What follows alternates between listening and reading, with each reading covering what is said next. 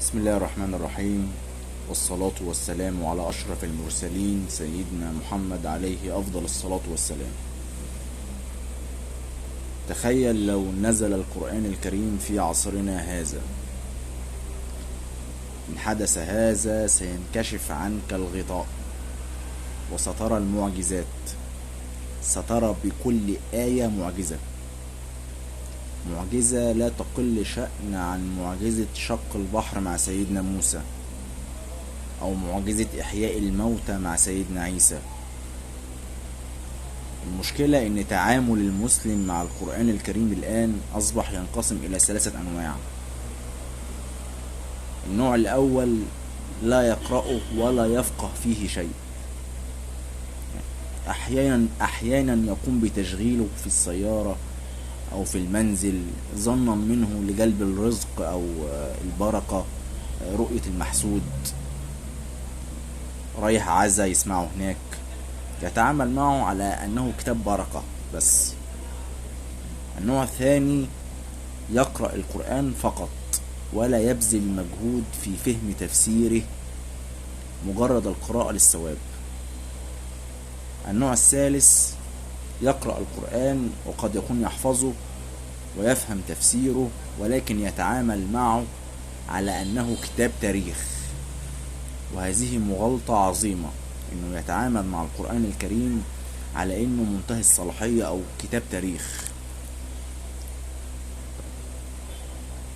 جاء قول الله تعالى ليأمرنا بالتدبر في قوله تعالى: أفلا يتدبرون القرآن أم على قلوب أقفالها، سورة محمد الآية 24. كما جاء في قوله تعالى: أفلا يتدبرون القرآن ولو كان من عند غير الله لوجدوا فيه اختلافا كثيرا، سورة النساء الآية 82. والتدبر ليس فقط فهم التفسير، ولكن التدبر ربط الآيات القرآنية مع الواقع الذي تعيش فيه. طب ايه الدليل على ده؟ قوله تعالى: سنريهم آياتنا في الآفاق وفي أنفسهم حتى يتبين لهم أنه الحق، سورة فصلت الآية 53. طيب، ومن هنا نبدأ نقول ان العنوان اللي احنا حاطينه هو تخيل لو القرآن نزل في عصرنا ده. كل آية ليك هتبقى عبارة عن بصيرة تشوف بيها الحقيقة، كما جاء في قوله تعالى: قد جاءكم بصائر من ربكم فمن أبصر فلنفسه ومن عمي فعليها وما أنا عليكم بحفيظ، سورة الأنعام الآية 104. كما جاء في قوله تعالى: هذا بصائر من ربكم وهدى ورحمة لقوم يوقنون، سورة الأعراف الآية 203. كما جاء في قوله تعالى أيضا: هذا بصائر للناس وهدى ورحمة لقوم يوقنون، الجاسئة الآية 20. طيب، احنا لو جينا بصينا للقرآن الكريم بمنظور إن فعلا نزل في عصرنا، هنلاقي إن الآيات القرآنية تنقسم إلى عدة أقسام رئيسية. آيات خاصة بالدعاء، وآيات خاصة بوصف المنافقين، وهنا المنافقين الذين يحسبون أنفسهم مسلمين. يعني احنا عندنا مغالطة، فاكرين المنافق دايما عارف ان هو منافق. لا، المنافق بيبقى فاكر نفسه مسلم ومسلم قوي ومش حاسس بنفسه، مغيب. طيب، القسم اللي بعديه آيات تصف علماء السوء، وفي آيات تصف الكفار والمشركين بأنواعهم، يهود، نصارى، وثنيين، ملحدين، مثليين اللي هم قوم لوط عندنا،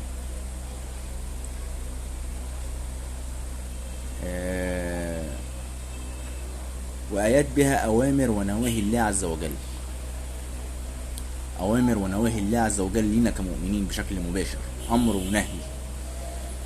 وآيات النصيحة بالموعظة والقصص لتحذيرنا من السقوط في الفتن، والفتن بتحط بينا في كل حتة دلوقتي. وآيات خاصة بأسماء الله عز وجل وصفاته وما يحب وما يكره. وآيات فضائل وأهمية القرآن، 9 أقسام. طيب احنا لو جينا بدأنا بسم الله الرحمن الرحيم، هنبدأ نقرأ القرآن بمنظور ان هو لسه نازل في عصرنا الحالي. تمام. نبدأ بسورة الفاتحة. بسم الله الرحمن الرحيم. الحمد لله رب العالمين الرحمن الرحيم مالك يوم الدين. طبعا دي آيات خاصة بأسماء الله وصفاته، رب العالمين الرحمن الرحيم مالك يوم الدين.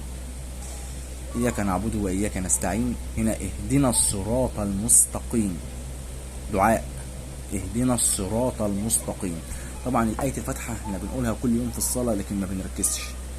اهدنا الصراط المستقيم، اهدنا الطريق المستقيم. هو في كذا طريق؟ في كذا طريق، وفي طريق واحد بس هو المستقيم، هو طريق الجنة. طب ايه الدليل على كده ان في كذا طريق؟ دليل على كده حديث الرسول عليه الصلاة والسلام: افترقت اليهود على 71 فرقة، وافترقت النصارى على 72 فرقة، وستفترق هذه الأمة على 73 فرقة كلها في النار إلا واحدة.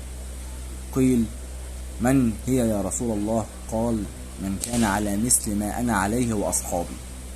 الرسول عليه الصلاة والسلام بيقول إيه؟ بيقول إن اليهود اتفرقوا على 71 شعبة، والنصارى اتفرقوا على 72 شعبة، وأمة الإسلام هتتفرق على 73 شعبة كلها في النار ما عدا أمة واحدة بس اللي هي هتلتزم بالصراط المستقيم. طيب، ومن صفاتها ان هي على ايه؟ على نهج الرسول عليه الصلاة والسلام واصحابه. طب وهل ده فعلا حصل؟ هل ان احنا فعلا اتفرقنا؟ طبعا. احنا من بداية الاسلام عندنا ظهر الخوارج، وظهر المعتزلة والزيدية والمدخلية الجامية والشيعة الامامية الرافضية والباطنية الاسماعيلية والنصيرية والاشاعرة والحشاشين والبهائية والصوفية بانواعها بقى، الشاذلية والنقشبندية والرفاعية، حاجات كتير قوي. انا بنصحكم ان انتوا تشوفوا في سلسلة فيديوهات اسمها الفرق الضالة والفرقة الناجية على اليوتيوب، بيشرح كل الفرق دي والفرق بينهم ايه ووقت ظهورهم كمان. تمام. يبقى احنا كده عرفنا ان في فرقة واحدة ناجية الملتزمة، واحنا دايما في كل صلاة بندعي ربنا ان هو انه يهدينا للطريق المستقيم، للصراط المستقيم، ان نكون من ضمن هذه الفرقة. طيب، صراط الذين انعمت عليهم غير المغضوب عليهم ولا الضالين. طب ايه الفرق بين المغضوب عليهم ولا الضالين بمنظور القرآن اللي لسه نزل في عصرنا دلوقتي؟ المغضوب عليهم كل من اتخذ دين غير دين الإسلام مغضوب عليهم. طب والضالين؟ الضالين المبتدعة والفرق اللي احنا لسه بنتكلم فيها من شوية، كل دول ضالين. لو انت دلوقتي قاعد واقف دلوقتي بتبص حواليك، شايف اللي بيحصل حواليك دلوقتي، 100 فرقة و100 شعبة و100 طيار. تمام. وانت تايه، صح؟ وفي مغضوب عليهم كفار ومشركين، وفي ضالين. يعني انت مثلا الشيعة دول انت ما تعرفش سواء مغضوب عليهم ولا ضالين، يعني دول تقريبا خرجوا من الملة. ما علينا. نخش نكمل في سورة البقرة. هنا ألف لام ميم ذلك الكتاب لا ريب فيه هدى للمتقين. وصف للقرآن الكريم هدى للمتقين. القرآن ده هدى للمتقين. مين المتقين؟ الذين يؤمنون بالغيب ويقيمون الصلاة ومما رزقناهم ينفقون. دول اللي ماشيين على الصراط المستقيم. تمام. ربنا سبحانه وتعالى بيوصف لنا بقى المؤمنين اللي ماشيين على الصراط المستقيم، اللي احنا بندعي ربنا في كل صلاة نكون منهم. يؤمنون بالغيب ويقيمون الصلاة ومما رزقناهم ينفقون. حتة يؤمنون بالغيب دي يا جماعة تندرج تحتها كذا كذا كذا معنى، معاني مهمة جدا. يعني زي ما احنا متفقين القرآن مش كتاب تاريخ، ما ينفعش الآية تخش من هنا وتطلع من هنا. الغيب ده اللي هو زي ايه مثلا؟ الغيب ده اللي هو زي ايه؟ البعث بعد الموت ده غيب لازم تكون مؤمن بيه. الجنة والنار لازم تكون مؤمن بيه. ما ينفعش ما تجيش حد يجي يقول لي مفيش نار. تمام. ده معنى كده ان هو ما قراش القرآن اصلا. زي احاديث اشراط الساعة، تمام، عن الرسول عليه الصلاة والسلام. ما تجيش تقول لي لا ده ازاي، ده دي مخالفة للواقع و انت كده لا تؤمن بالغيب. تمام. يقيمون الصلاة، مفيش مؤمن ما بيصليش، مفيش مؤمن ما بيصليش. طيب، والذين يؤمنون بما أنزل إليك، طبعا بيؤمنوا بالقرآن وما أنزل إليك من السنة، الوحي التاني، وما أنزل من قبلك، يؤمنوا بالأنبياء اللي قبل كده، وبالآخرة هم يوقنون، بالآخرة يوقنون. حتة اليقين بالآخرة دي يا جماعة تفرق كتير قوي في الإيمان بتاع الواحد. المؤمن وعنده يقين إن هو في آخرة، غير اللي هو شاكك ومرتاب. تمام. أولئك على هدى من ربهم وأولئك هم المفلحون. الجزئية دي بتتكلم عن صفة أو صفات المؤمنين اللي هم ماشيين على الصراط المستقيم. تمام. اللي هم بيدعوا ربنا سبحانه وتعالى ان هم يكونوا غير المغضوب عليهم وبعيدين عن الضالين. جميل. طب تعالى بقى نكمل. بسم الله الرحمن الرحيم. هنا في البداية الآية 6 سورة البقرة: إن الذين كفروا سواء عليهم أأنذرتهم أم لم تنذرهم لا يؤمنون. ربنا بيذكر لنا خصلة من خصل الكافرين. إيه الخصلة دي؟ سواء أنذرتهم أم لم تنذرهم لا يؤمنون. تمام. دعيتهم ما دعيتهمش مش بيؤمنوا. طب ده ليه؟ ليه سبب ده؟ سبب ده ان ختم الله على قلوبهم وعلى سمعهم وعلى ابصارهم غشاوة ولهم عذاب عظيم. طب ده عقاب شديد جدا. ليه ربنا عمل كده سبحانه وتعالى عز وجل؟ لا يسأل عما يفعل سبحانه وتعالى. لا، لان الناس دي ادعت اكتر من مرة للايمان وكل مرة بترفض، فكان حق عليها العقاب ده. ختم الله على قلوبهم وعلى سمعهم وعلى أبصارهم غشاوة ولهم عذاب عظيم. وده انت بتشوفه في حياتك، انت بتشوف الكلام ده كل يوم في التلفزيون. بتشوف ناس ما بتتعظش، بتشوف ناس يعني بتبقى عايزة تغير الحقيقة لباطل، وعايزة تخلي الباطل حقيقة حق، تخلي الحق باطل والباطل حق. تمام. ويجي يشوفوا الحق مش تحسهم ما بيشوفوش، عمي ولا بيحسوا ولا بيشوفوا ولا بيسمعوا. تمام. في غشاوة عليهم كده. فربنا سبحانه وتعالى بيذكر لنا ايه؟ خصلة من خصل الكافرين دول.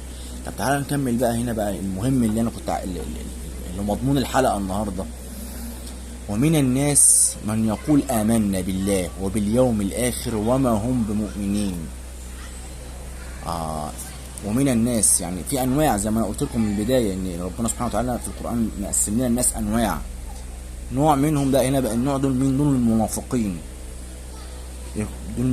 بيقولوا ايه؟ بيقولوا احنا امنا بالله وباليوم الاخر وهم مش مؤمنين.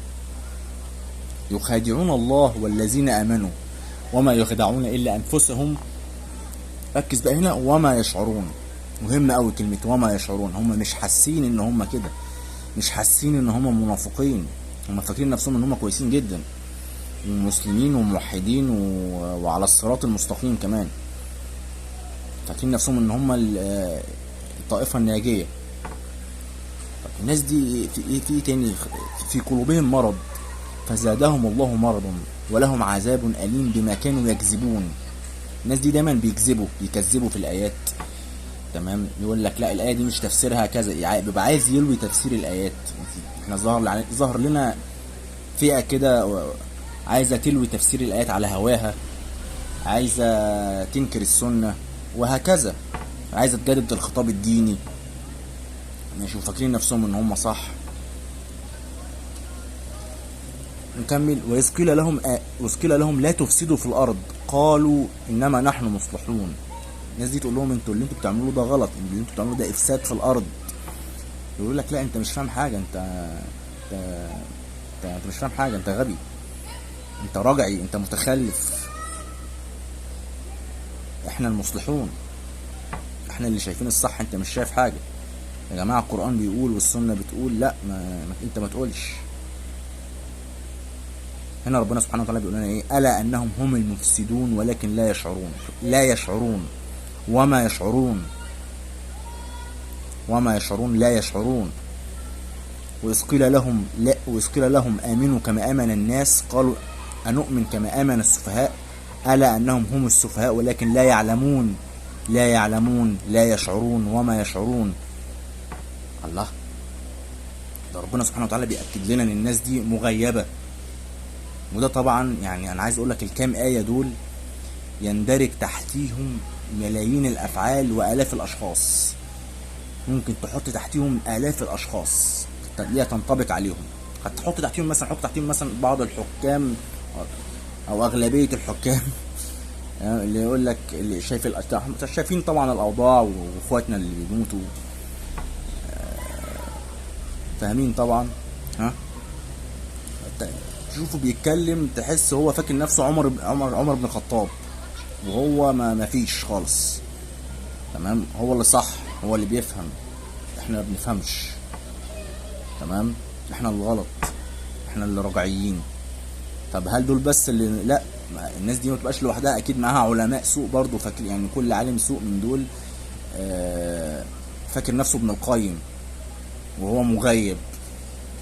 تمام، معاهم اعلاميين، كل اعلامي من دول فاكر نفسه افلاطون وهو رويبضة. تمام، يتكلم في مسائل الناس. هتحط تحتيهم تكوين هيتليق عليهم برضو، مغيبين فاكرين نفسهم ان هم متنورين. تعال نكمل. الله يستهزئ بهم ويمدهم في طغيانهم يعمهون. ربنا بيستهزئ بيهم، بيمدهم في طغيانهم كمان. يعني بيجي مثلا ناس ضعيفة الإيمان يقول لك يا الناس دي عمالة ربنا ما بينتقمش منها ليه؟ لا، ربنا بيقول لك ربنا بيقول لنا يمدهم في طغيانهم، انا بمدهم في طغيانهم كمان. يعمهون وعميهم. اولئك الذين اشتروا الضلالة بالهدى. ناس اشترت الضلالة بالهدى فما ربحت تجارتهم وما كانوا مهتدين. سبحانه وتعالى بيختمها لنا بقى، ادانا هنا مثال وبعدين بيختمها لنا بايه؟ صم بكم عمي فهم لا يرجعون. صم بكم عمي فهم لا يرجعون. يعني ايه صم؟ ناس دي صم ما بتسمعش، لا ما بتسمع بس ايه؟ ما بتسمعش الحق. بكم ما بينطقوش بالحق، عمي ما بيشوفوش الحق، لا يرجعون. لو جيت قارنت هنا الغشاوة اللي على قلبهم وعلى سمعهم وعلى ابصارهم، تمام، مع الايه؟ مع الصم والبكم والعمي، مفيش. الناس دي مفيش. طيب نيجي نكمل هنا. اول امر من الاقسام اللي كنت بقول لكم عليها، ان في قسم الاوامر من الله عز وجل. يا ايها الناس اعبدوا ربكم الذي خلقكم والذين من قبلكم لعلكم تتقون. امر مباشر، اعبدوا ربكم، امر بالعباده. طيب تحتها اول نهي في القران، فلا تجعلوا لله اندادا وانتم تعلمون. نهي لا تجعلوا لله اندادا وانتم تعلمون. ده نهي ينهينا ان احنا ناخد لله اندادا. معنى كده ان من ضمن الطوائف اللي هم الناس اللي بتروح القبور والاضرحه وتتبرك وكل ده شرك، بعيدا طبعا عن يعني في بلاوي تانية، بس فاهمني انت؟ فكرة التوحيد، لا تجعلوا لله اندادا، كلام واضح زي الشمس. اتمنى تكون الحلقة مفيدة، ان شاء الله نكمل. ولو في ليكوا اي تعليقات يا ريت تعرفوني. السلام عليكم.